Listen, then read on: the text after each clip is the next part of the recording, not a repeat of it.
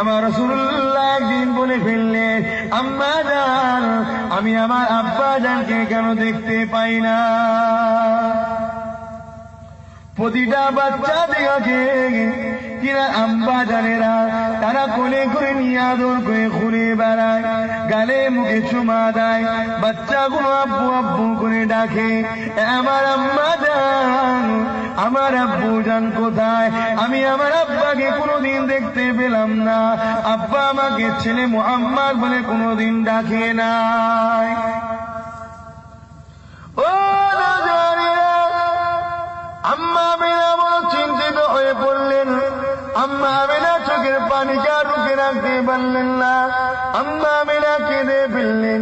বাবা মুহাম্মদ, শান্ত হও বাবা, তোমার আব্বার কাছে আমি তোমাকে নিয়ে যাব বাবা। এ বাবা মুহাম্মদ, তোমার আব্বা কোথায় আছে? আমি তোমাকে সেখানে নিয়ে যাব বাবা। শান্ত হও বাবা, অনেক বড় কথা।